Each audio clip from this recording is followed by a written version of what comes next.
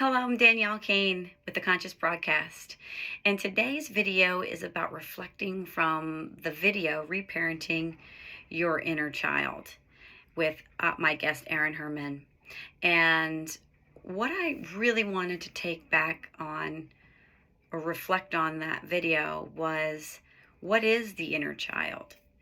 I didn't really understand when I started doing the spiritual work really much about what the inner child was.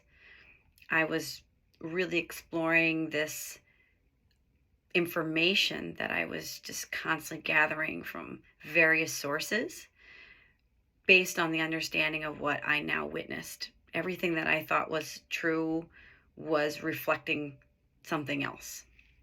And so slowly the veil was lifted in a lot of areas for me. And when I started talking with other spiritual healers, one thing that came up was the inner child, that I had some work to do.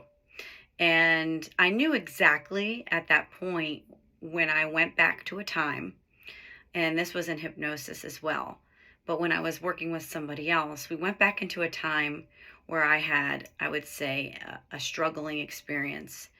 And it was about first grade. And I remember exactly what I was feeling. I was feeling kind of at a crossroads of like, I've got to shift who I am in order to kind of survive in this world at that time. And so I created another person, and I took that inner child and literally removed her from my reality slowly. It wasn't easy, but I did that. And so when I was doing this inner child work, I realized I had to go and meet with her again. I had to go back and really see what was it that I didn't like about that person, or what was it that couldn't make it, in my new reality of trying to survive. And so when I met with that inner child, I realized that that was where the love was. That's where the embracing and just holding and being creative and exploring and laughing.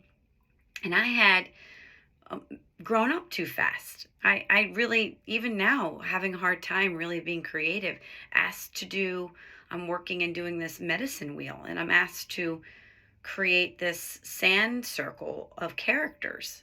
And I had to write a story about a princess, a prince, and a dragon. Like, I was terrified. I instantly went back to, oh my gosh, I have to write a story within 2 minutes and tell this friend of mine who's helping me on my healing journey. I have to read the story back to her. But as soon as I got out of my mind and into my heart, the story just came naturally. And, I built my little sand circle, and that's something that I'm going to have to further explore.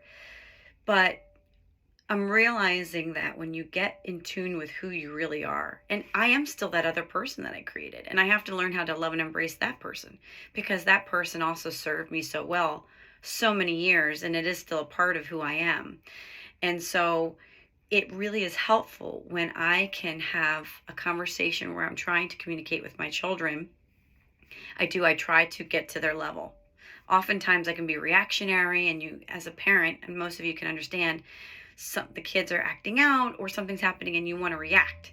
And sometimes it's a matter of just silencing the situation, just getting everybody calm and trying to hear it from their perspective, and then being able to communicate their feelings, and then really giving them an idea of like, hey, what can happen if we continue to do these type of behaviors, and that I'm here for them, and that it's okay that they felt that way, but let's work together. And so it really is a great thing to practice, is working with your inner child, even if you don't have children.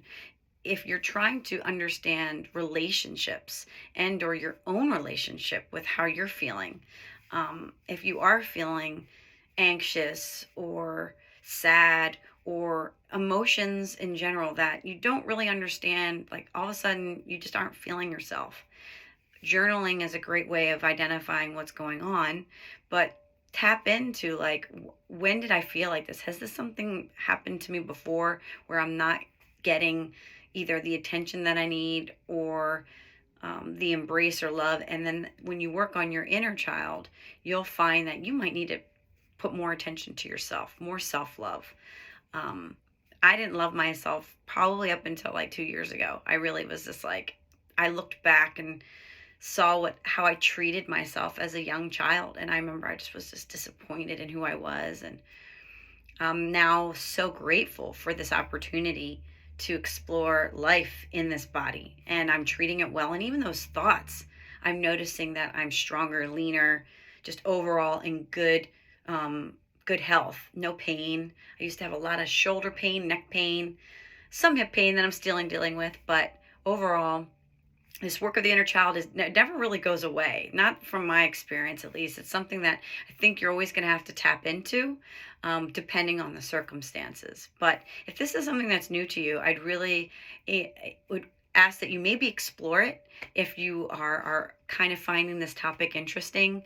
And it's super beneficial for your own personal growth and for working with others that you have relationships with, as well as I think even kind of reparenting or parenting yourself with your parents, like kind of going back to, okay, I know how I was then, and it's okay to shift the dynamic and be who you are now, using some of these tools and being able to look at the coin a little differently now that you're older and not in that, mother, daughter, young child role, but as an adult, but still obviously the child. So I find that that's been very helpful in not being as reactionary and being able to sit with how you're feeling and being able to support yourself and the situation at hand. So I hope that was helpful as far as reflecting. I'd appreciate any of your thoughts. If you want to comment on the channel, I'd really appreciate it. And I hope to see you on the next episode with the Conscious Broadcast.